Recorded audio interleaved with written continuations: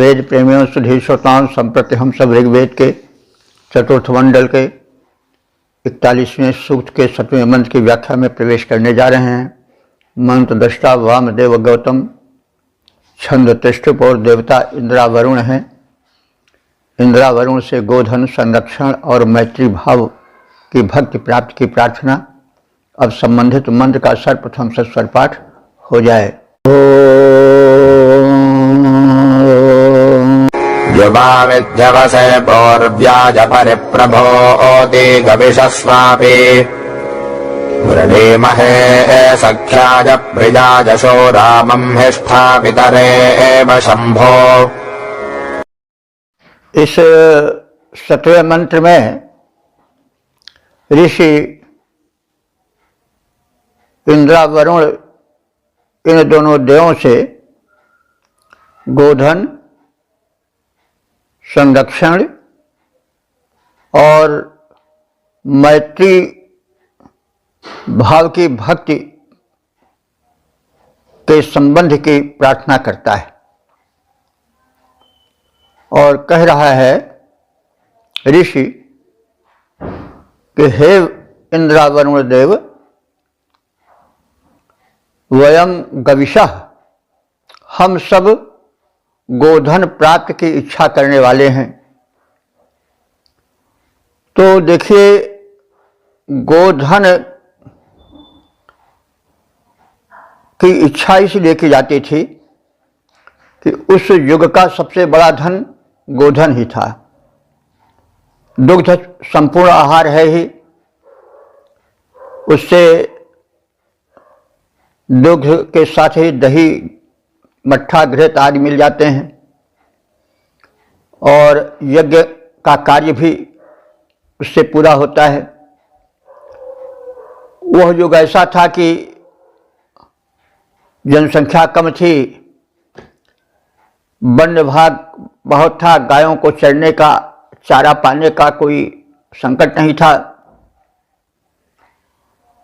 कोई मुद्रा का विशेष प्रचलन नहीं था जैसे कि काज चल सके जैसे आज है, क्योंकि जो सभ्यता का अंकुरण था वो बहुत विस्तृत नहीं था।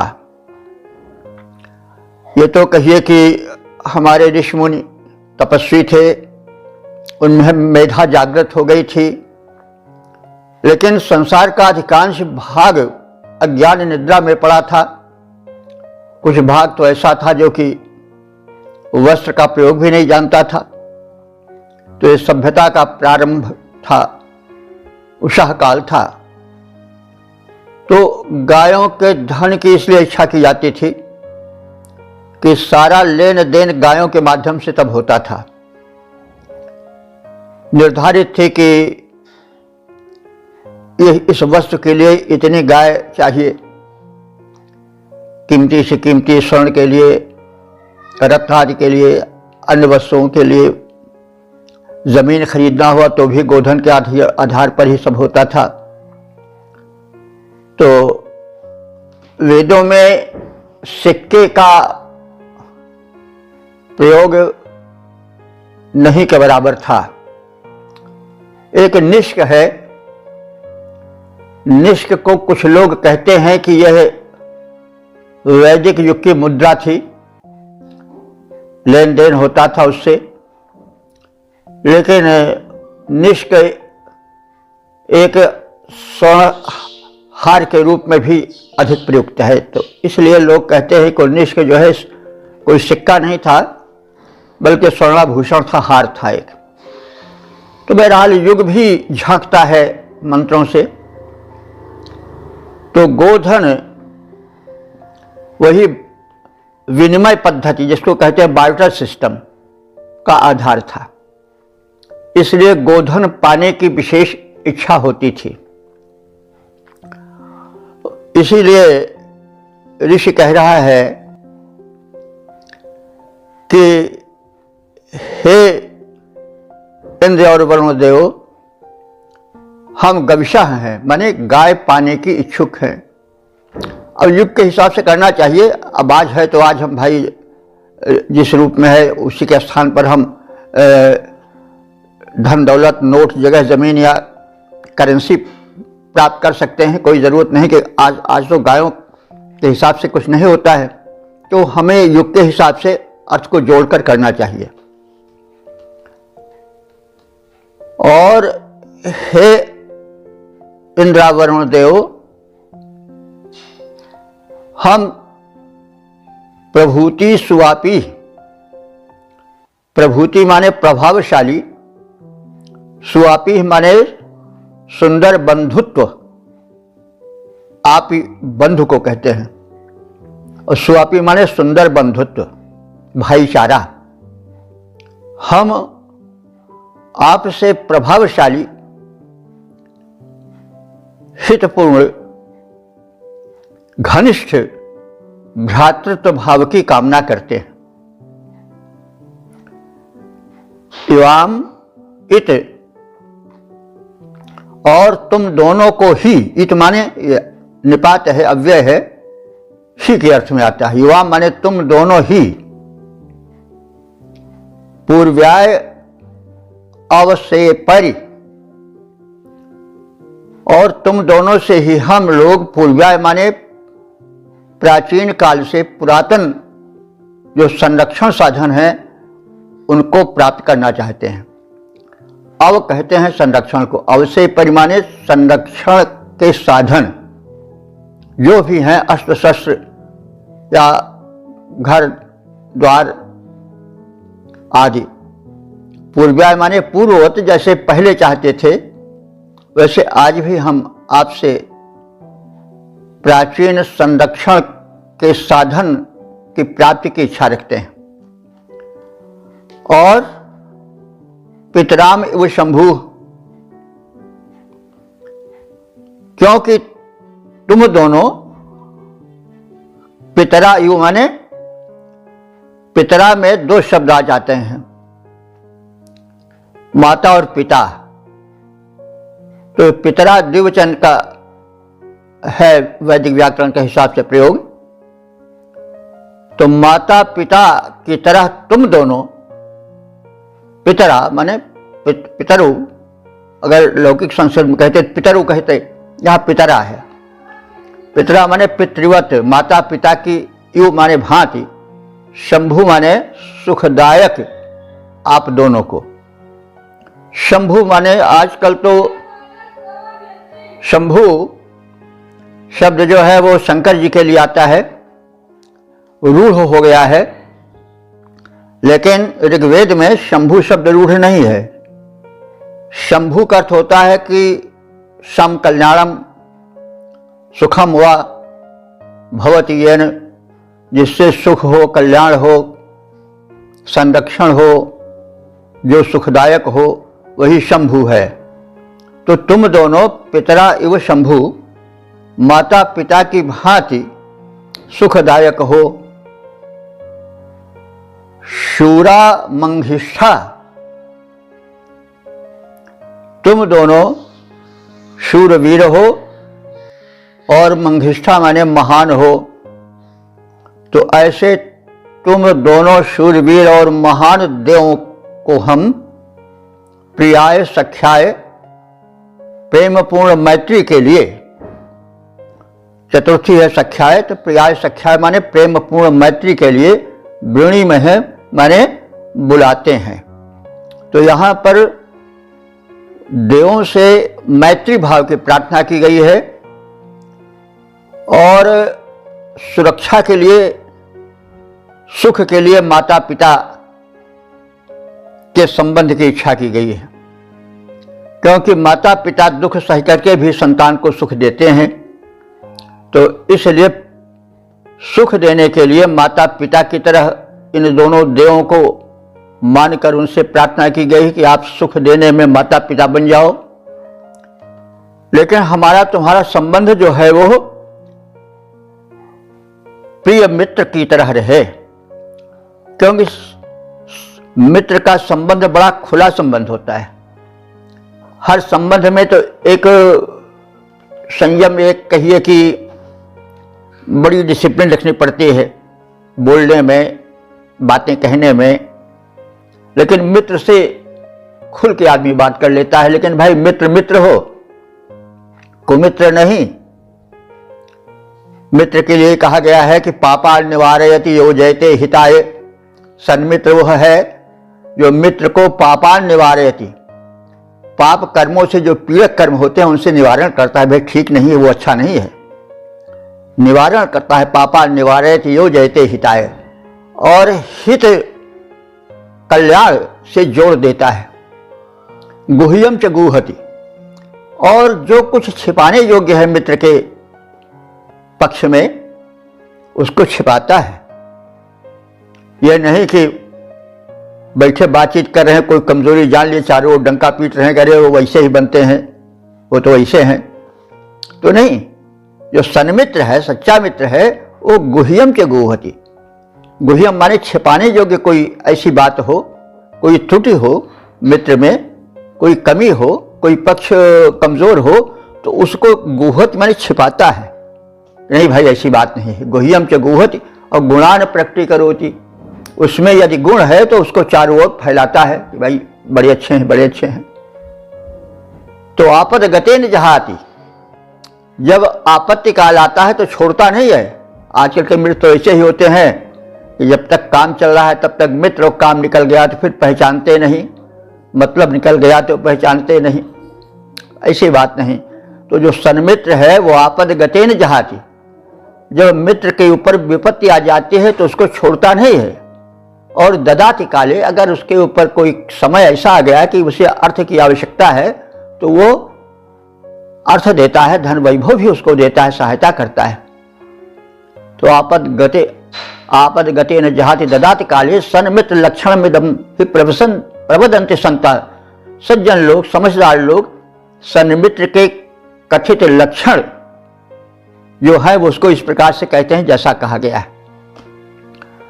तो इसीलिए मैत्री भाव की इच्छा ऋषि प्रायः करता है। वेदों में वैसे तो अंकुर सभी प्रकार की भक्ति भावों के हैं, दास्य भाव और तरह तरह के भाव के मैत्री संबंध होते हैं, लेकिन सख्य भाव की भक्ति विशेष रूप से ऋषियों को प्रिय है। कारण उसका कहा गया है कि इसमें जो है वो बड़ा सुकून रहता है, बड़ी सहूलियत रहती है। तो अब रक्षण के लिए तो माता पिता के समान वरुण देवों को मानता है कि आप हमें संरक्षण दे, वैसे सुरक्षा दें, वैसे जैसे माता पिता देते हैं, और गोधन भी दें ताकि हमारा जीवन समृद्ध रहे। और बंधुत्व भी कहा गया है कि आप हमें बंधुत्व की तरह, मतलब भाई की तरह भी हमारे निकट रहें। लेकिन संबंध वो चाहता है, वो मैत्री संबंध चाहता है, क्योंकि मैत्री संबंध में बड़ा स्पष्ट और बड़ा खुला और प्रिय रूप चलता है। तो हे इंद्र और वरुण देव, गायों की इच्छा यानी गोधन की इच्छा करने वाले हम, जो कि बंधु रूप हो, ऐसे तुम दोनों की प्रार्थना करते हैं और तुमसे श्रेष्ठ पुरातन संरक्षण की इच्छा रखते हैं। जैसे पहले आप रक्षण करते आए हो वैसे अब भी रक्षण करते चलो।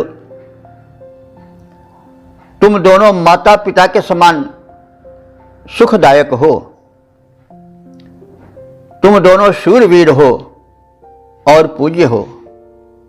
हे इंद्र और वरुण देव, तुम दोनों को हम प्रेम पूर्ण मैत्री भाव से जोड़कर तदर्थ प्रार्थना करते हैं और अपने यज्ञ में, जीवन यज्ञ में बुलाते हैं। हे इंद्र वरुण देव, हम में गायों की इच्छा भारी है, तुम बंधु रूप, तुमसे चिर रक्षण की कामना हमारी है। तुम जननी जनक सम सुखदायक हो पूज्य वीर भी भारी हो, मैत्री के लिए बुलाते हम, तुम हम सबके हितकारी हो। ओम वेद प्रेमियों सुधीर श्रोताओं, संप्रति हम सब ऋग्वेद के चतुर्थ मंडल के 41वें सूक्त के 8वें मंत्र की व्याख्या में प्रवेश करने जा रहे हैं। मंत्र दृष्टा ऋषि वामदेव गौतम, छंद त्रिष्टुप, देवता इंद्रा वरुण है। शीर्षक है इंद्रा वरुण देवों का आवाहन। अब संबंधित मंत्र का सर्वप्रथम सस्वर पाठ हो जाए।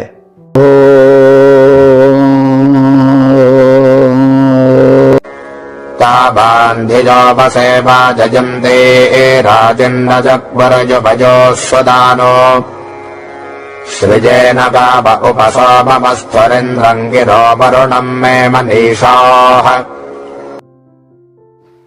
इस 8वें मंत्र में ऋषि अर्थार्थी बनकर यानी धन का इच्छुक बनकर प्रार्थना करता है, क्योंकि भक्त या प्रार्थी मुख्य रूप से 4 प्रकार के बताए गए हैं। आर्त, जिज्ञासु, अर्थार्थी, ज्ञानी चा भरतर्षभ। गीता में भी कहा गया है कि चतुर्विधा भजन्ते माम जना सुकृत नो अर्जुन। जो पुण्यवान सौभाग्यशाली भक्त होते हैं वे हमें 4 प्रकार से याद करते हैं। आर्थ माने संकट पड़ा तो, जिज्ञासु माने जिज्ञासा लिए ब्रह्मांड क्या है, कैसे है, आत्मा क्या है, परमात्मा क्या है, और सब ये जिज्ञासा है। आर्थ जिज्ञासु। अर्थार्थी, धन के लिए भी लोग भगवान को याद करते हैं। और ज्ञानी चो, और ज्ञान प्राप्त के लिए भी संसार क्या है, आत्मा क्या है, परमात्मा क्या है, आदि आदि बातें। तो ये 4 प्रकार के खास तौर से भक्त होते हैं। आर्त, जिज्ञासु, अर्थार्थी और ज्ञानी। तो यहां पर अर्थार्थी भक्त का रूप उभरा है। और तदर्थ ऋषि प्रार्थना करता हुआ कह रहा है कि हे इंद्रा वरुणा, हे इंद्र और वरुण देव, तुम सुदानी, सुदानु माने श्रेष्ठ दान करता हो, श्रेष्ठ दानी हो, और हम तुमसे तदर्थ प्रार्थना करते हैं। और उसी प्रकार से प्रार्थना करते हैं जैसे कि युद्ध में जाने वाला योद्धा समय आने पर तुम्हारी विजय हेतु प्रार्थना करता है। तो वही बताया जा रहा है कि हमारी प्रार्थना ऐश्वर्य प्राप्ति हेतु वैसे ही है जैसे कि युवयूह आर्य अवसेना। जैसे योद्धा जब रण क्षेत्र में जाता है तो उसकी रक्षा हो और उसे विजय प्राप्त हो, इसके लिए वह तुम्हारे पास जाता है और प्रार्थना करता है। तो उसी रीति से, उसी भावना से, उसी तीव्रता से मैं तुम्हारी प्रार्थना कर रहा हूं। इसलिए वाजयंती धिया, वाज कहते हैं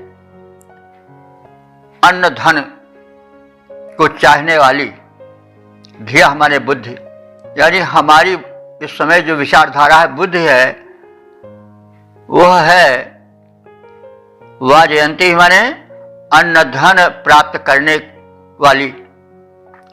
तो हम जिस प्रकार से कोई योद्धा युद्ध में जाते समय अपनी रक्षा और विजय हेतु तुम्हारी प्रार्थना करता है, उसी तरह से मैं संसार में धन ऐश्वर्य शक्ति प्राप्त करने के लिए तुम्हारी प्रार्थना करता हूं। तो वाज माने धन भी होता है, वाज माने शक्ति भी होती है। तो हम धन और अन्य शक्तियों की प्राप्ति हेतु तुमसे प्रार्थना करते हैं और उसी लगन से करते हैं, उसी तीव्रता से करते हैं जिस तीव्रता या जिस लगन या जिस समर्पण भाव से युद्ध में जाने वाला योद्धा अपने कुशल क्षेम के लिए, विजय के लिए तुम्हारे पास प्रार्थी बनकर आता है। वैसे मैं प्रार्थी बनकर आया हूं धन ऐश्वर्य और बल प्राप्ति के हेतु। गावः श्रियः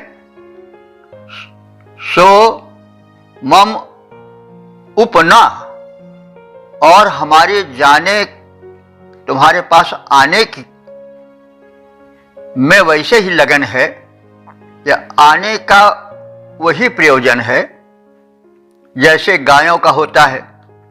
तो यहाँ गावः श्रिये सोमम उपना, गावः माने गायें, श्रेय माने शोभा के लिए, सोमम माने सोम की, उप माने समीप, न माने समान। तो जैसे गायें सोम की शोभा बढ़ाने के लिए उसके समीप जाती हैं, तो गायें शोभा बढ़ाने के लिए, सोम रस में चमक लाने के लिए, गुणवत्ता भर देने के लिए जाती हैं। कि मतलब हुआ कि जो गोदुग्ध है वो जाता है, गव्य, गव्य होता है गाय से बना हुआ, गाय से निकला हुआ दुग्ध और घृत और दधि आदि। तो गायें जाती हैं कि मतलब हुआ कि गोदुग्ध जैसे यज्ञ स्थल पर सोमरस की गुणवत्ता और उसकी चमक दमक बढ़ाने के लिए जाता है, वैसे हमारी स्तुतियां तुम्हारे पास जाती हैं कि तुम हमारे अनुकूल बनो और हम तुम्हारी कीर्ति के द्वारा तुम्हारी शोभा बढ़ावें और तुम हमें अपने अनुदानों द्वारा समलंकृत करो। अब उपमा दी गई है कि जैसे गोदुग्ध बड़े उत्सुकता के साथ जाता है सोमरस में मिलने के हेतु, उसके गुणवर्धन हेतु, उसमें चमक दमक लाने हेतु। तो कहा तो गया है कि जैसे गायें जाती हैं सोम के समीप, तो गायें जाने से मतलब हुआ कि गोदुग्ध जाता है। गायें जाएंगे तो अब उससे सोम का गायों के चले जाने से तो नहीं कोई बड़ा फर्क पड़ेगा, लेकिन गायों के जाने से मतलब हुआ गाय जाएंगे तो गोदुग्ध मिलेगा और फिर गोदुग्ध से सोम में गुण बढ़ेगा और उसमें चमक दमक बढ़ेगी, उसकी उपयोगिता बढ़ेगी। तो यह अर्थवक्रता है, प्रयोग होता है कि जैसे तमाम ये सब होता नहीं कि हमारे पास कल्प वृक्ष आ गया तो कोई बहुत बड़ा दानी आ गया, तो यह तो वचन वक्रता है, काव्य सौंदर्य है। तो गायें जैसे तुम्हारे पास जाती, जैसे सोम की शोभा बढ़ाने जाती हैं, वैसे हमारी स्तुतियां तुम्हारी शोभा बढ़ाने जाती हैं। यानी तुम्हारा गुण गायन हम करते हैं तो तुम्हारी उससे छवि निखरती है। कैसे? जैसे गायों के दूध से सोम की छवि निखरती है और उसमें गुणवत्ता आती है, तो भक्त ही तो भगवान का प्रचार करते हैं। तो भक्त आज भी कभी कभी कहता है कि भाई देखिए, कृपा की जन होती आदत तुम्हारी तो सुनी ही रहती अदालत तुम्हारी। भाई हम भक्त हैं तभी तो तुम्हारा गुणगान हो रहा है। तो ऐसे भी कभी कभी प्रेमपूर्ण उलाहने मिलते हैं आज के कवियों में भी, भक्तों में भी, कि दो बालक बने, मैं पतित तुम पतित पावन, दो बालक बने। तो भाई पतित और पतित पावन का जोड़ा है, तो ये भक्ति का प्रेम पूर्ण जो है वह अनुसरण, अनुगमन या अनुकथन है।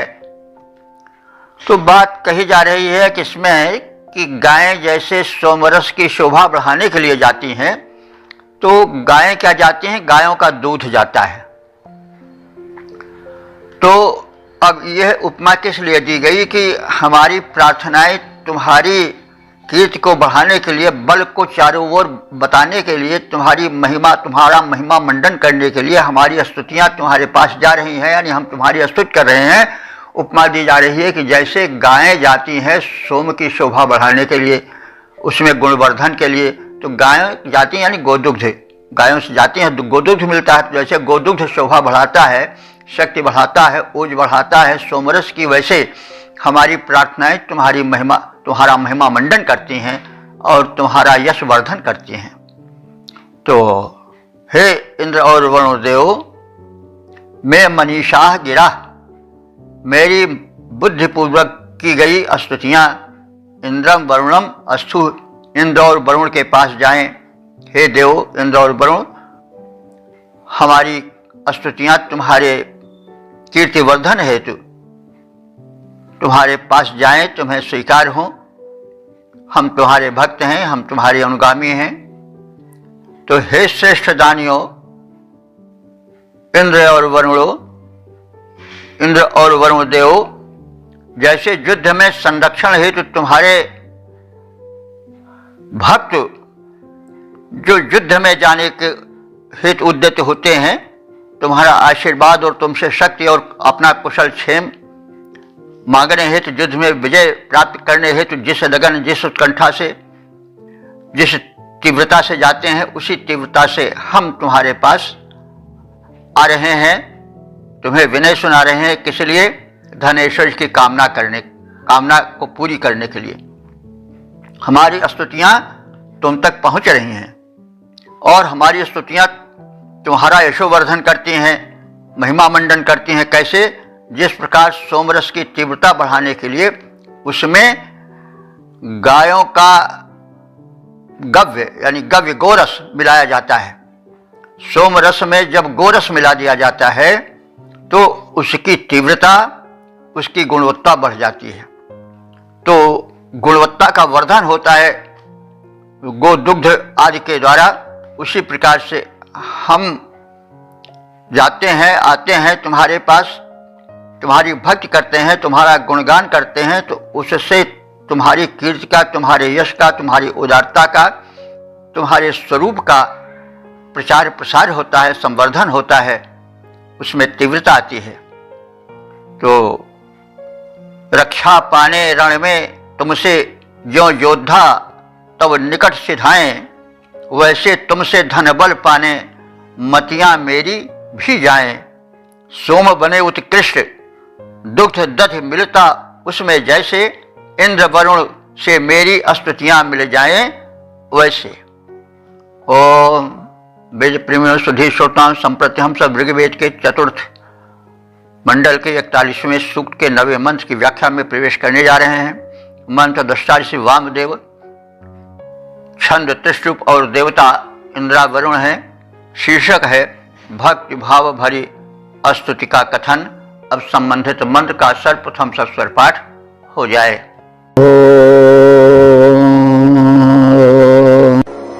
इमा इंद्रं वरुणं मे मनीषा अग्बन्धपत्रविणमिच्छमानाः उभेमस्तर्जोष्टार इव वस्व रघ्वेरिव श्रवसोभिक्षमाणाः।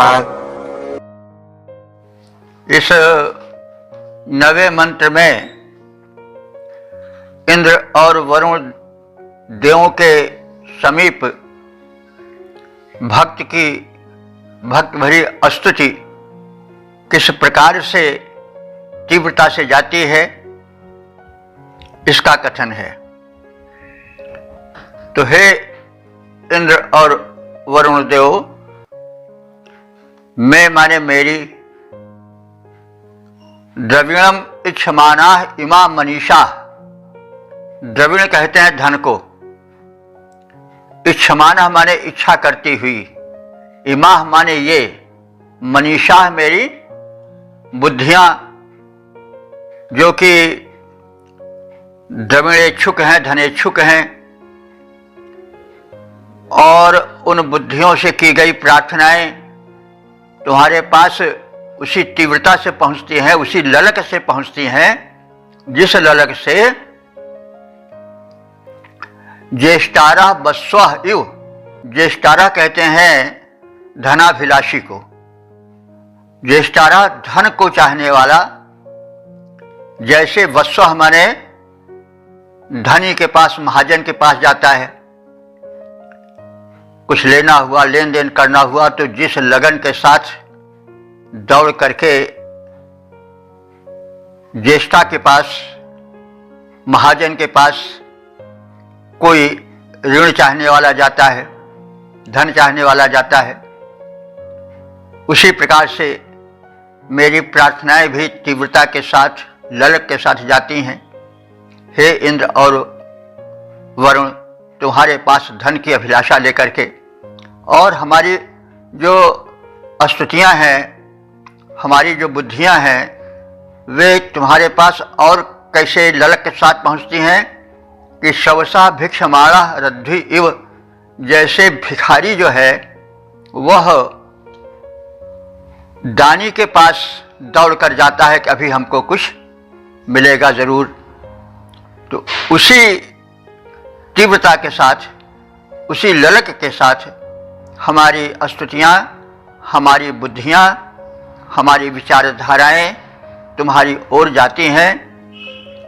हे इंद्र और वरुण देव, हमारी इस तीव्रता पर, इस उत्कट अभिलाषा पर आप ध्यान दो और हमें द्रविण माने धन धान्य से संपन्न करो।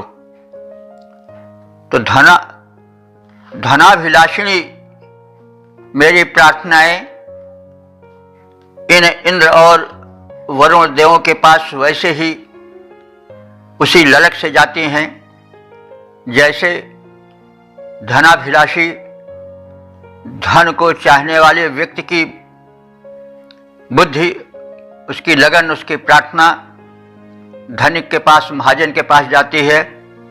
और जिस ललक से भिक्षुक दानी के पास जाता है, वैसे मेरी बुद्धियां भी आपसे धन वैभव प्राप्ति के हेतु जाती हैं। आप दानी हो, हमें दान दो, हमारी रिक्ति, हमारे अभाव को भाव में बदलो, हमें संपन्न बनाओ। तो इंद्र वरुण के पास हमारी स्तुति जाती वैसे, इंद्र वरुण के पास हमारी स्तुति जाती वैसे, जाति दीन धनी ढिग भिक्षुक दानी के ढिग जैसे।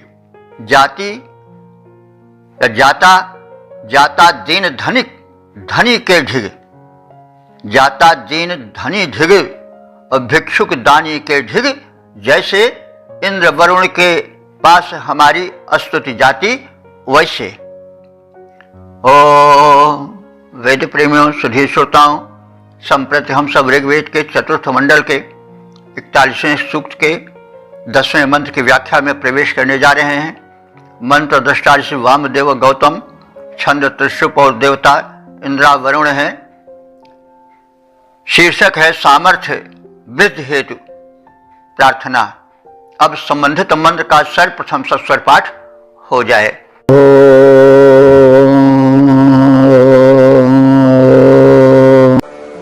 अश्व्यस्यात्मनारथ्यस्य पुष्टेर्नित्यस्य राजः पदजस्याम ताचक्राणा ओदभिर्नव्यसेभिरस्मत्रा राजो निजतः सजन्ताम्।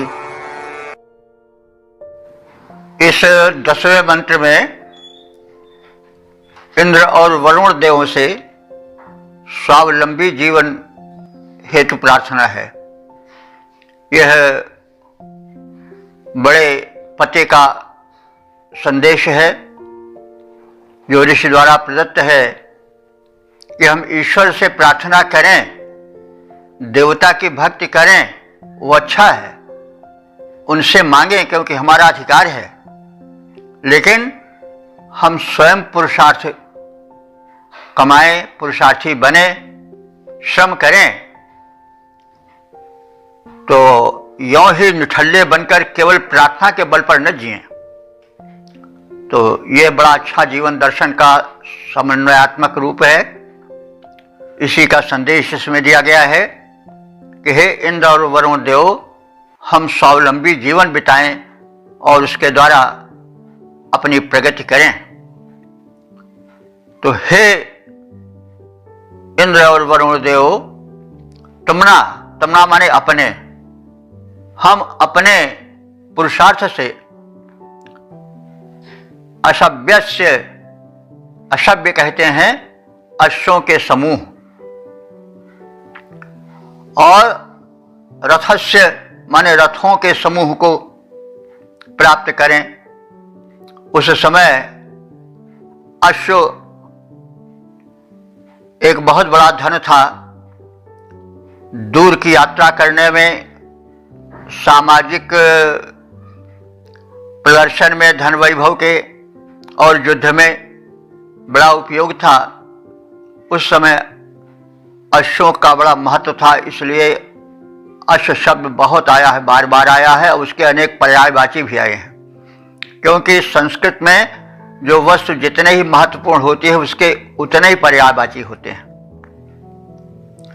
तो यहाँ पर अशव्य, अश्व से ही अशव्य बना है, तो अशव्य माने अश्वों का समूह, यानी बहुत से अश्व, और रथ से माने बहुत से रथ हम प्राप्त करें। और क्या प्राप्त करें? पुष्ट पोषक पदार्थों को प्राप्त करें। और क्या प्राप्त करें? नित्य से राय, राय कहते हैं धन को, रई माने धन होता है, उसी का बहुवचन है राय, धनों को। और हम नित्य बने रहने वाले धनों को प्राप्त करें, अर्थात जो धन कभी क्षीण न हो, जो सदा बना रहे अपने साथ, उस धन को हम प्राप्त करें। जैसे विद्या धन है, कोई उसी साथ साथ विद्या कई प्रकार की होती हैं, कला कौशल, मैकेनिकल माइंड, ये सब बड़ी चीजें हैं। इनको जितने खर्च करो उतने बढ़ते जाते हैं। व्ययी कृते वर्धते नित्यम विद्याधनम सर्वधन प्रधानम, न च हार्जम न च राजहार्जम न च भ्रात भार्जम न च भारकारी, व्ययी कृते वर्धते नित्यम। तो विद्याधनम सर्वधन प्रधान, तो विद्याधन में विद्याधन तो वो है ही है, साथ साथ कोई भी विद्या हो, कोई भी कला हो, अगर किसी की उसमें मास्टरी हो जाती है, यानी क्षमता बढ़ जाती है, वो उसका एक विशेषज्ञ हो जाता है, तो उसका बड़ा सम्मान होता है, धनमान उसके पीछे दौड़ता है, और साथ ही साथ वो क्षीण नहीं होता है। सामान्य धन तो क्षीण होते हैं, हमको करोड़ 2 करोड़ मिल गया, लेकिन उसके जाने में भी देर नहीं लगती है, तो क्षीण भी होता है। लेकिन ये जो कला कौशल वाला, शिल्प वाला या विद्या बुद्धि वाला वैभव है, यह जितना ही खर्च करो उतना बढ़ता है। तो इसीलिए कह रहा है ऋषि कि हम अश्वों के समूह को पाएं, रथों के समूह को पाएं, पोषक पदार्थों का समवाय हमारे पास रहे, और हम ऐसे धनों को प्राप्त करें जो नित्य हों, यानी सदा हमारे पास बने रहने वाले हों, क्षीण न हो, और उनके पतः श्याम, हम उनके स्वामी हों, अधिपति हों। हे चक्राणा, चक्राण कहते हैं भ्रमण करने वाले, गमनशील, ये आया है इंद्र और वरुण के लिए। हे देव, तुम चक्राणा माने गमनशील हो। गमनशीलता से मतलब क्या हुआ कि ये एक स्थान पर नहीं रहते हैं, जहां जहां आवश्यकता पड़ती है, जहां जहां उनको भक्त पुकारते हैं वहां वहां पहुंचते हैं।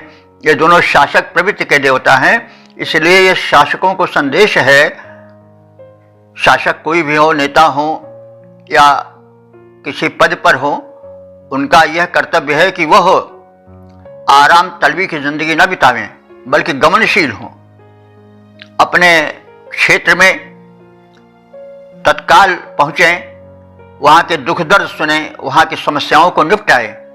तो यह इसीलिए चक्राणा शब्द किया गया कि हे इंद्र और वरुण देव, तुम दोनों चक्राणा माने चक्र की तरह घूमने वाले हो, यानी स्थान स्थान पर जाने वाले हो, एक जगह नहीं बैठने वाले हो। यह गुण है, जो एक जगह पर शासन सत्ता पा करके बैठ गया तो वो तो उसका दुर्गुण है। जो अधिकार पाए हो, पद पाए हो, उसे भ्रमणशील होना चाहिए। तो इसीलिए विशेषण रूप में इन दोनों देवों के लिए चक्राणा शब्द आया है। और हे गमनशील देव इंद्र वरुण, नबिसी भी उत भी, तुम अपने नवीन संरक्षण साधनों से, ऊच कहते हैं संरक्षण, ऊच भी माने संरक्षण साधन, तो नव्यसी भी ऊच भी अपने नित्य नवीन संरक्षण साधनों द्वारा अस्मत्रा माने हमें क्या दो, नियुता, नियुत कहते हैं अश्व को। जैसे हमने निवेदन किया कि जो वस्तु जितनी ही कीमती होती है, जितनी ही महत्वपूर्ण होती है, जितनी ही उपयोगी होती है, उसके पर्यायवाची उतने ही अधिक हैं। तो अश्व उस समय का बड़ा ही उपयोगी वाहन था। तो अब हमारे यहाँ यह एक संस्कृत की विशेषता है, चाहे वैदिक संस्कृत हो चाहे लौकिक संस्कृत हो, कि यहाँ पर्यायवाची बहुत हैं। दर्जनों पर्यायवाची मिल जाएंगे जो अच्छी वस्तुएं हैं। लेकिन अब अंग्रेजी आज भाषाएं जो हैं तमाम, जिसका प्रचार बहुत है, उसमें हॉर्स के अलावा कहो तो शायद कोई शब्द हो, नहीं तो बस जो शब्द मिलता है हॉर्स ही मिलता है, घोड़ा के लिए, अश्व के लिए। लेकिन हमारे यहाँ देख रहे हैं कि जो जितना महत्वपूर्ण होता है उसके उतने ही पर्यायवाची होते हैं। तो यही आपने देखा कि नियुत शब्द अश्व के लिए प्रयुक्त हुआ है, अश्व हुआ है। तो इसी प्रकार से और तरह तरह के अर्व हुए हैं, तमाम पर्यायवाची शब्द आते रहते हैं अश्व के, समय समय पर उनकी व्याख्या करते रहते हैं। तो उपासक कह रहा है उपास्य देव से कि आप हमें न्यूतः माने अश्व दें, घोड़े दें, रायः माने समृद्धियां दें, और सचन ताम उनसे हमें संयुक्त करें, संपन्न करें। हे देव इंद्र और वरुण, हम अपने सामर्थ्य से अश्व समूह के, रथ समूहों के, पोषक पदार्थों के और अक्षुण धन के स्वामी हों। यानी हम में ऐसी सामर्थ्य जगाओ कि हम स्वयं अपने बल, अपने पराक्रम, अपने उद्यम से धन कमाएं, अश्व वाहन तरह तरह के जुटावें, रथ आदि के समूह हमारे अधिकार में रहें, और हमें अक्षुण धन, जो धन नष्ट न होने वाले हों, नित्य बने रहें, ऐसे धन के हम अधिपति बन जाएं और उसके पीछे हमारा पुरुषार्थ मुख्य रूप से हो। तो आप हमें ऐसी प्रेरणा भरो कि हम पुरुषार्थी बने।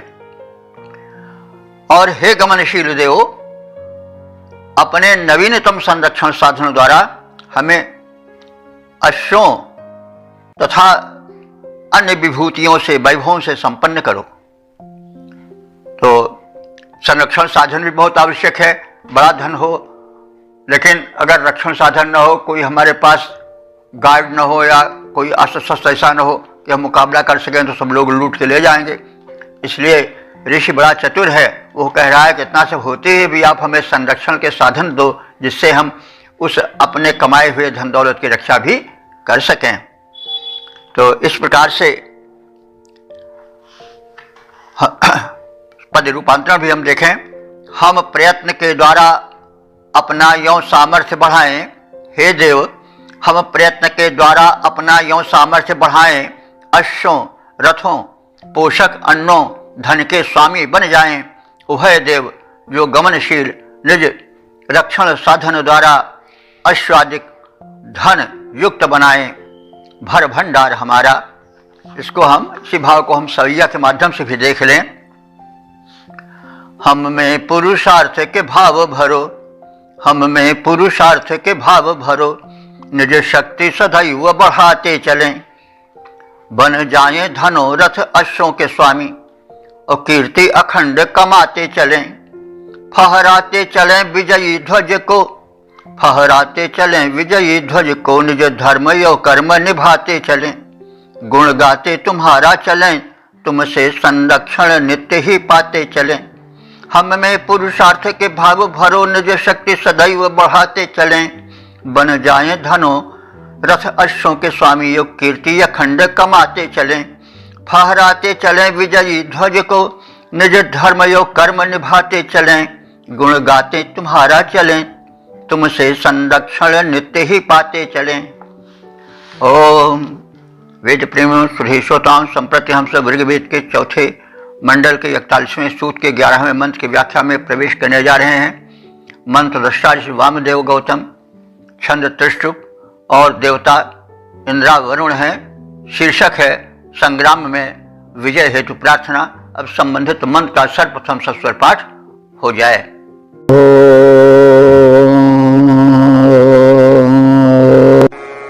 आनो बृहन्ता बृहतेभिरोते इन्द्रजातं वरुणमाजसातौ यद्यवः प्रदनासु प्रक्रीडान्तस्य वां श्यामशनितार आजेः। इस 11वें मंत्र में विषम परिस्थितियों में इंद्र वरुण देवों से रक्षण की प्रार्थना है। बृहंता इंद्र वरुणा, बृहंता माने महान, व्यापक। इंद्र और वरुण देव, आपसे प्रार्थना है कि बाज सातव, बाज सातव कहते हैं अन्न धन हेतु होने वाले युद्ध। तो धन धान्य प्राप्त हेतु होने वाले युद्धों में न माने हमारी सहायतार्थ, बृहति भी ऊती, बृहति भी माने, बृहति माने व्यापक, ऊती माने संरक्षण साधन। तो जब धन धान्य संबंधी युद्ध हो और उसमें हमें जाना पड़े तो हमारी सहायतार्थ आप बृहत ऊटी यानी व्यापक संरक्षण साधनों से रक्षार्थ पधारो। तो उस समय बाज सातो यानी अन्न धन, बाज अन्न को कहते हैं, शक्ति को भी कहते हैं, सातो माने युद्ध। तो उस समय अस्तित्व के लिए, आहार के लिए भी युद्ध करना पड़ता था शत्रुओं से। तो युद्ध के प्रारूप समय समय पर बदलते रहते हैं। आज भी अब धन की अलग अलग कोटियां होती हैं। किसी समय में कोई वस्तु इतने महत्व की हो जाती है कि वही धन बन जाती है। पेट्रोलियम पदार्थ आज का मेल्टिंग गोल्ड कहा गया है, पिघलता हुआ सोना। कभी रेगिस्तानी उस प्रदेश को अरब कंट्री कोई पूछता नहीं था।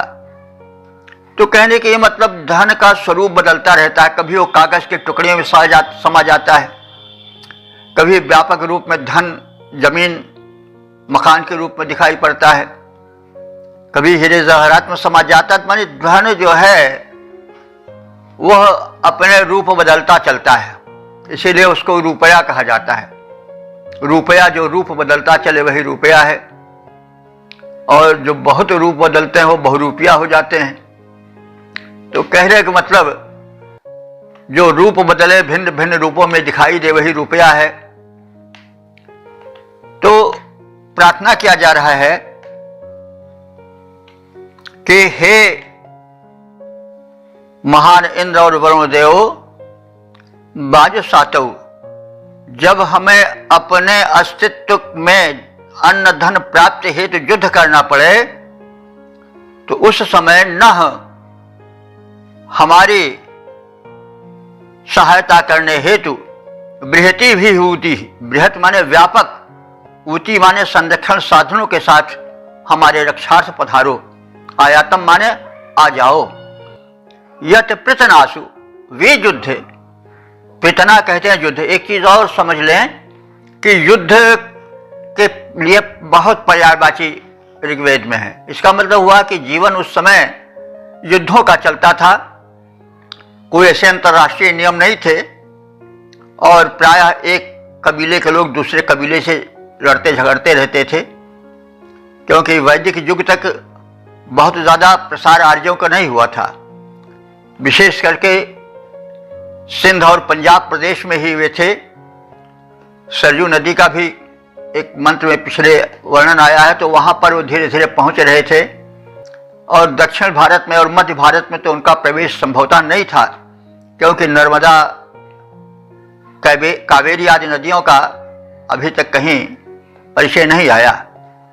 तो उस समय लोग बढ़ रहे थे, तो बढ़ने में युद्ध करना ही पड़ता है। और युद्ध वैसे भी जीवन एक युद्ध ही है, यह भी हम कहते आए हैं कि अपने अस्तित्व के लिए तरह तरह से लोगों को संघर्ष करना पड़ता है। तो उसमें हम अपने को पुरुषार्थी बनावें, लेकिन जो सबसे अधिक शक्तिशाली देव है, यहाँ पर इंद्र वरुण जिनको कहा गया है, उनकी सहायता अपेक्षित होती है, क्योंकि दैवी सहायता सबसे बड़ी सहायता होती है। इसलिए हम शक्तिशाली रहें तो भी हमें उस परम शक्तिमान को नहीं भूलना चाहिए और उसकी प्रार्थना करके ही किसी कार्य में जाना चाहिए। प्रविश्य नगर की जय सब काजा, हृदय राख कौशलपुर राजा।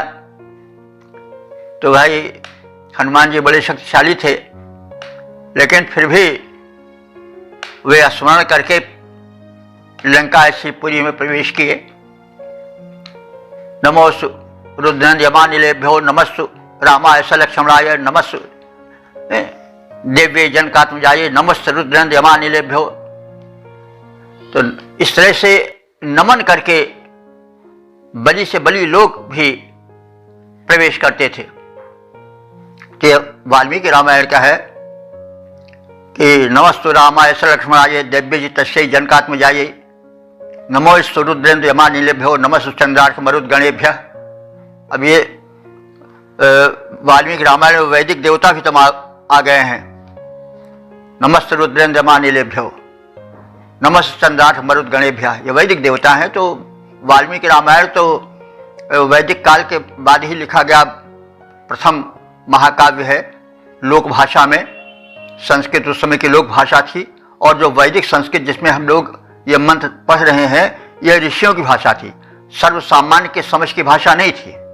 और जो लौकिक संस्कृत जिसमें कि वाल्मीकि रामायण रचित है, वो लोक भाषा थी, उसको सभी लोग समझ लेते थे उस समय के। तो वही बात है कही जा रही इसमें कि ये जो इंद्र और वरुण देव हैं, वे रक्षण प्रधान देव हैं, शक्तिशाली देव हैं, क्षत्रिय प्रकृति के देव हैं। और इनसे संरक्षण हेतु प्रार्थना की गई है कि हे देव, जब हम बड़े घनघोर संग्रामों में उलझे हुए हों, तब आप हमारी सहायता के लिए व्यापक संरक्षण साधनों के साथ पधारो। क्योंकि उन युद्धों में जहां पृतनासु, हाँ पृतना वही युद्ध को कहते हैं, इसी पर प्रसंग आगे बढ़ा कि जिन युद्धों में योद्धा विद्यवाह प्रकीर्णान, विद्यवाह माने बिजली की तरह चमकदार तेजस्वी शस्त्रास्त्रों से खेल रहे हों, शस्त्रास्त्र लहरा रहे हों, बिजली के समान तीखे तेजस्वी प्रचंड अस्त्र शस्त्रों का संचालन कर रहे हों, ऐसे भयंकर युद्धों में तस्य आज माने भी युद्ध होता है। उस युद्ध में वाम तुम दोनों की कृपा वांछित है। सनितारा श्याम, आप इन युद्धों में हमारी सहायता के लिए आओ, ताकि हम सनितारा श्याम माने ऐश्वर्य से युक्त युद्ध में विजय प्राप्त कर सकें और विजयोपभोग कर सकें। हे महान इंद्र और वरुण देव, संग्राम में हमारे संरक्षण के लिए अपने बृहत रक्षा साधनों से संपन्न होकर हमारे निकट आओ। जिन संग्रामों में शत्रु सेना के वीर अपने शस्त्रास्त्र से क्रीड़ा कर रहे हों, अस्त्र शस्त्र लहरा रहे हों, उन भयंकर युद्धों में हम तुम दोनों की कृपा चाहते हैं, ताकि हम विजय और वैभव दोनों प्राप्त कर सकें। इसका छंदोबद्ध रूप इस प्रकार से है। रण रंग जहां पर भीषण हो, रण रंग जहां पर भीषण हो, बहुशत्रु जहां उत्पात मचाए, शस्त्रास्त्र जहां चलते रहते, अरे घूमे जहां पर घात लगाए, संरक्षण हेतु हमारे वहां शस्त्रास्त्र समेत तुरंत ही आए। कुछ ऐसा करो जय पाए वहां, कुछ ऐसा करो जय पाए वहां, अरे वैभव पर अधिकार जमाए। तो रण रंग जहां पर भीषण हो, बहुशत्रु जहां उत्पात मचाए, शस्त्रास्त्र जहां चलते रहते, अरे घूमे जहां पर घात लगाए, संरक्षण हेतु हमारे वहां शस्त्रास्त्र समेत तुरंत ही आए। कुछ ऐसा करें जय पाए वहां, अरे वैभव पर अधिकार जमाए। ओम। इस प्रकार से जीवन युद्ध में हम विजयी हों, और विजय के साथ ही साथ हम उपलब्धियां करें, क्योंकि जिस युद्ध में केवल रक्तपात हुआ लेकिन कुछ मिला नहीं, तो उस लड़ाई से क्या लाभ। तो इसलिए उपलब्धि हो, उससे हमें शक्ति का प्रदर्शन वैभव और वैभवकारी हो, निरर्थक न जाए। तो इस प्रकार से हमने इस सूक्त के 11वें मंत्र की व्याख्या से भी परिचय प्राप्त किया। तो अब हम संक्षेप में इस सूक्त के सार को समझ लें। ये आप सब जानते हैं कि यह चौथे मंडल के 31वें सूक्त से संबंधित है। इसमें 11 मंत्र हैं जिनकी व्याख्या हो चुकी है और अब तक जो मंत्र व्याख्यायित हो चुके हैं उनकी संख्या 3510 हो चुकी है। जैसा आप सब जानते हैं इस सूक्त के मंत्रद्रष्टा ऋषि गौतम हैं, छंद त्रिष्टुप हैं और देवता इंद्र वरुण हैं। ये देव युग में हैं और ये एक साथ ही प्रार्थित हैं। और ऐसे इंद्र वरुण जहाँ की यह युग्म रूप में प्रार्थित देव हैं, ऋग्वेद में उनकी संख्या 8 सूक्तों में मानी जाती है। तो इंद्र और वरुण ये दोनों शासक प्रवृत्ति के देव हैं। इंद्र के पास वज्र रहता है, वरुण के पास पाश रहता है। पाश माने बंधन, जिससे कि वे शत्रुओं को बांध देते हैं। इंद्र वज्र का प्रहार करते हैं। तो इंद्र और वरुण से वैभव की विजय की कामना की गई है और उनसे माता पिता की भात संरक्षण और मैत्री भाव से सहायता की प्रार्थना की गई है। इसके साथ साथ यह भी प्रार्थना की गई है कि हम मानव आपकी प्रार्थना करें, आपसे बल मांगे, यह हमारा अधिकार है और आवश्यक भी है ऐसा होना। लेकिन इसके साथ ही साथ हम स्वयं पुरुषार्थी बने। हे देव, आप हमें ऐसी प्रेरणा जगाओ कि हमारा जीवन पुरुषार्थ से परिपूर्ण जीवन हो। हम स्वयं रथ, अश्व और धन धान्य, रत्न धन आदि प्राप्त करें और समाज में एक प्रतिष्ठित जीवन बिताएं। हम ऐसे धन से युक्त हों जो कि कभी क्षीण न हो। धर्म का धन भी ऐसा धन है जो कभी क्षीण नहीं होता। धर्म हम अगर कमाएंगे तो हमारे साथ एक पूंजी बनकर रहेगा, वो भी अक्षीण धन ही समझिए, क्योंकि वो वृद्धि देता है। और इसके अतिरिक्त विद्या धन, शिल्पगत धन और तमाम गुण के धन, कथन के धन, वक्तृत्व भी एक धन है, वचन का बोलना भी एक धन है। और कागा काको धन हरे और कोयल काको दे, अपने अपने वचन ते जगपनो कर ले। तो वचन भी एक धन है भैया। ऐसी वाणी बोल दी जाए कि तमाम लोग प्रसन्न होकर के हमको धन दें। पहले है नहीं कि बातन हाथी पाइए बायन हाथी पाओ। तो बात ऐसी कह दी जाती थी कि राजा महाराज खुश हो जाते थे, हाथी दे देते थे। और वचन अगर गलत निकल गया, कटु निकल गया, तो फिर हाथी पाव भी मिल जाता था। नहीं, पहले सजा ऐसी भी होती थी कि तुरंत हाथी के पैर से दबुआ दिया जाता था। तो एक बहुत पुरानी उक्ति है कि बातन हाथी पाइए और बातन हाथी पाओ। तो कहने का मतलब एक व्याख्यान शैली, बोलने का ढंग, मीठी वाणी भी एक बहुत बड़ा धन है, जिससे धन आता भी है और अगर वो गलत हुई तो धन चला भी जाता है। खैर, तो मतलब अक्षय धन की प्राप्ति की प्रार्थना की गई है और स्वयं पुरुषार्थी बनने की भी प्रार्थना की गई है। और जीवन युद्धमय है, इसमें कहीं न कहीं संघर्ष रहता है। अस्तित्व के लिए, अपने धन वैभव के लिए शत्रुओं से सामना करना पड़ता है और इस प्रकार से एक विजयी जीवन ही यशस्वी जीवन होता है, सफल जीवन होता है, समृद्ध जीवन होता है। तो ये तदर्थ भी प्रार्थना की गई है। हम जानते हैं कि वैदिक जीवन जो है वो एक आदर्श जीवन है, एक संतुलित जीवन है, जिसमें युद्धों से यानी मुसीबतों से, संघर्षों से सामना करने की शक्ति और साथ ही साथ समृद्ध जीवन की और आचरणशील दानशील जीवन की कामना की गई है।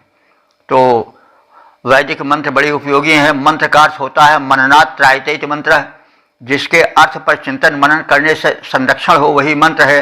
तो भाई इसलिए मंत्र के अर्थ को समझना बहुत आवश्यक है। कुछ लोग मंत्र को ऐसा मान लेते हैं गुप्त, मंत्र को गुप्त नहीं रखना चाहिए, क्योंकि कुछ लोग कहते हैं मंत्र सबको न दो, ठीक है, अपनी मतलब जो कीमती बात हो पात्र को देना चाहिए, लेकिन मंत्र को गुप्त नहीं रखना चाहिए कि बस ऐसा बने मन में जप लें, उसके बाद फिर कोई जान न पावे क्या कर गए। तो ऐसे साबर आदि मंत्र होंगे जिनका कि अटपट आखर अरथ न जापू, प्रकट प्रभाव महेश प्रतापू, वो तो अलग की बात रही।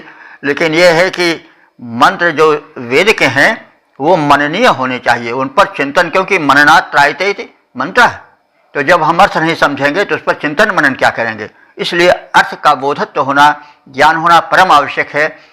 इसी भावना से हम लोग श्रम कर रहे हैं और आपसे प्रार्थना कर रहे हैं कि आप भी मंत्रों के अर्थ को समझें और उसका मनन करें और उस सांचे में अपने जीवन को ढालें, क्योंकि वेद जो है वो एक संतुलित जीवन बिताने की शिक्षा देता है।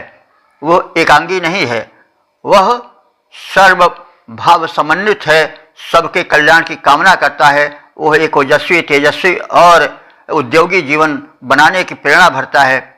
इसलिए हमें वेद मंत्रों के प्रति कृतज्ञ होना चाहिए, ऋषियों के प्रति कृतज्ञ होना चाहिए और इसे वेदगत समृद्धि को हमें निरंतर बढ़ाते रहना चाहिए। इसको सरल से सरल करके इसका प्रचार और प्रसार करते रहना चाहिए। यह परम पुण्य है। कुछ जो धारणाएं हैं कभी कभी समय के अनुसार फैला दी जाती हैं किसी कारणों से, तो हमको वही दिमाग में नहीं रखना चाहिए, हमको मूल पर आना चाहिए। और इस प्रकार से सबसे प्रथम है प्रचार प्रसार। वैदिक मंत्र इसलिए नहीं लिखे गए हैं कि बस आप वैसे उसका पाठ करते रहो, समझो नहीं और बस उसे जीभ हिलाने तक हो, इसलिए कि भाई उससे जीवन लो, तुम उसमें एक जीवन भरा हुआ है, उसमें संदेश भरा हुआ है। उस संदेश से हम अपने को लाभान्वित करें और तभी हम ऋषि ऋण से मुक्त हो सकेंगे। हमारे ऊपर ऋण लग जाता है ऋषि ऋण, तो ऋषि ऋण से हम मुक्त इसी स्थिति में होंगे जब के ऋषियों के संदेशों को प्रचारित और प्रसारित करें। ओम सर्वे भवन्तु सुखिनः, सर्वे सन्तु निरामयाः, सर्वे भद्राणि पश्यन्तु, मा कश्चित् दुःख भाग् भवेत्।